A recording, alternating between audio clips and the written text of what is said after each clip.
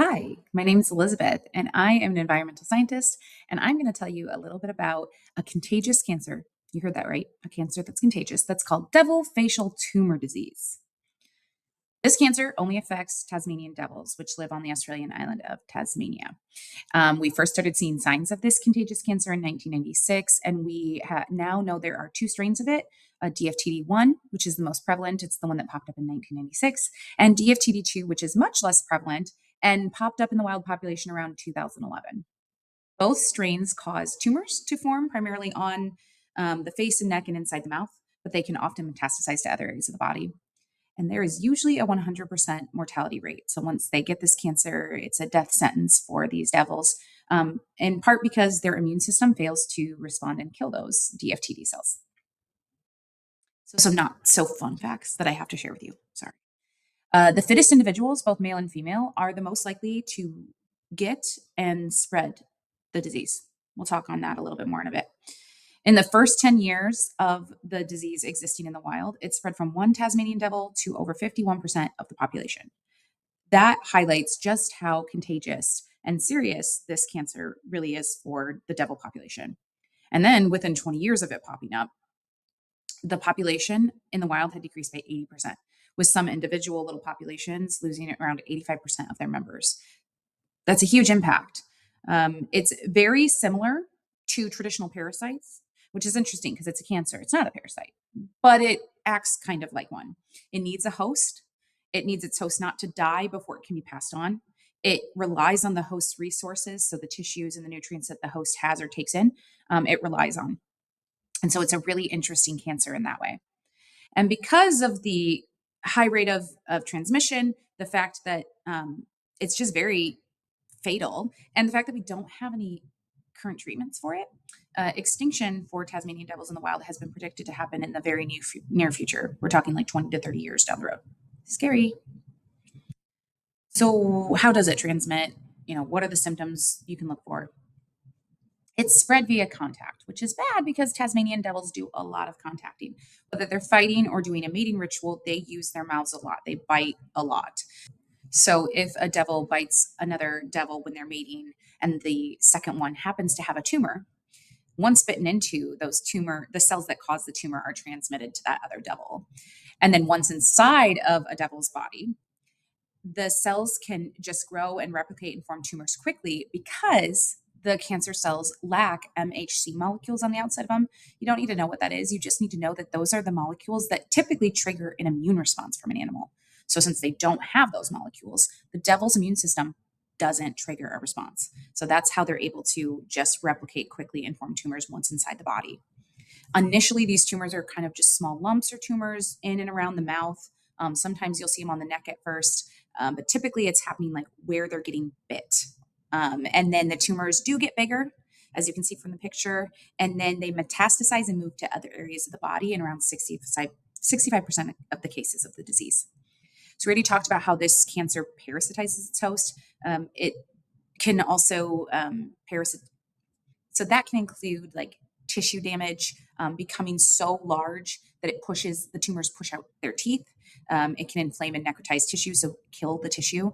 And so these devils die in almost 100% of the cases of the disease, sometimes because they can't eat, their teeth being pushed out, they can't mate, they can't eat, they can't do a lot of their normal bodily functions. And sometimes they get fatal infections from the inflammation and the open sores and things like that. So it's a very scary thing. Once they start showing those symptoms, you can almost guarantee that they're going to have some sort of complication from the cancer and die.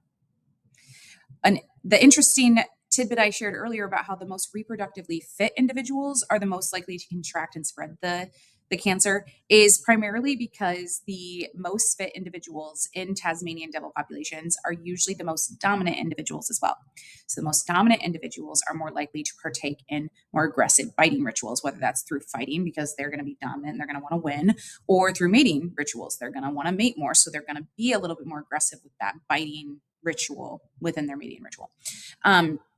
So this makes them more likely to have their teeth and their mouths contact a tumor on an infected individual, and then more likely to have their teeth and saliva and everything that has that disease and the cancer cells in it now, more likely that they're going to pass it on.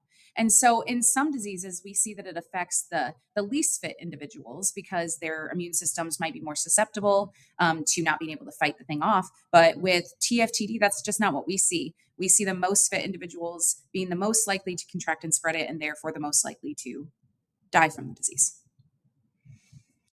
So diagnosis is relatively easy when you're looking for clinical signs because you're going to notice the tumors on and around the mouth, the face, the neck.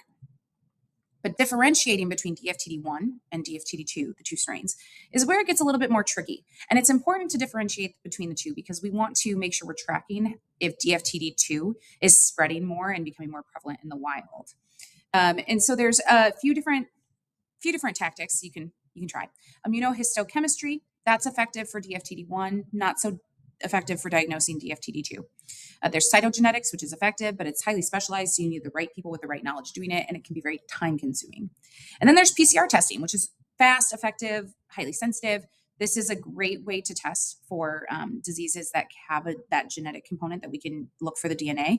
But as with any kind of PCR DNA testing, poor sampling can lead to results that aren't always correct. You can get false positives, and the sensitivity of the PCR test can be reduced as well with poor sampling. So as you can see, if you are a conservationist trying to manage the Tasmanian devil population, this is really frustrating because yes, you can see the clinical signs, but after that, everything with this disease just becomes kind of difficult. And that includes treatment because there's no effective treatment for this disease. They have tried, because it's a cancer, 3 different chemotherapy medications in clinical trials, and none of them have been successful. They've also tried tumor removal, and it's relatively effective with tumors that are not on the face. But removing tumors that are on the face isn't super effective because the damage has probably already been done to the Tasmanian devil's body. And there can be so many of them. There is one substance that has shown some promise. It's derived from the blushwood tree. And when injected into tumors, it can reduce the size of the tumors or reduce the severity of the cancer. And so that is sort of promising. But again, no clear treatment, no vaccine, none of that. So I can only imagine how frustrated people who work directly with conserving Tasmanian devils, how frustrated they must be. And that leads us to prevention and control, because when you don't have a treatment, your best case scenario is to probably prevent and control disease spread, right? So in the wild, separating healthy and diseased individuals is going to be the best way to keep the disease from spreading, because again, it's through contact. That is easier said than done in the wild population. And it is easier to do if you have the disease present in a captive population. Outside of that, establishing and maintaining an insurance population is super, super important. So an insurance population is one that's in captivity, that you're ensuring the genetic diversity is still there, that there's not, they're not becoming inbred, that you're getting individuals from different institutions breeding together. And then you create this population that is there in case a critical conservation point comes in the wild, where we basically have the Tasmanian devil population extinct in the wild or very close to extinction. We have this insurance population that we have maintained genetic diversity that we can then use to hopefully rebuild the wild population. The Australian Zoo has a really good insurance population there. That's one of the individuals there. Cute. And so those will continue to be super, super important as numbers continue to decline and as research and clinical trials for vaccines continue. Hopefully a vaccine or some sort of an effective treatment will be developed in the next few years. Culling or killing individuals is also an option. It's not one that anyone likes to do, but if an individual is far enough in the disease progression and it is more humane to kill them, or it is likely that they will continue to spread the disease to other individuals, culling is an option. Earlier, I shared some not so fun facts, but I actually have kind of a fun, cool, exciting fact to share with you.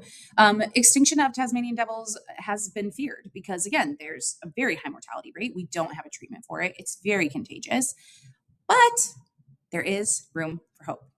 So there have been 4 devils reported that with DFTD1, they have seen some immune response and some improvement in clinical symptoms.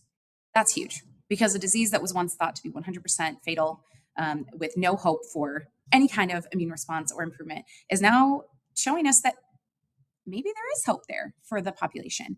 With parasites and their hosts, there's often a coevolution. So as a parasite becomes better at parasitizing, a host becomes better at defending itself against the parasite, and that keeps happening. It is possible that is what we're seeing in the Tasmanian devil population, where the disease has been around for long enough that the animals might be developing some sort of an immune response that they didn't have before.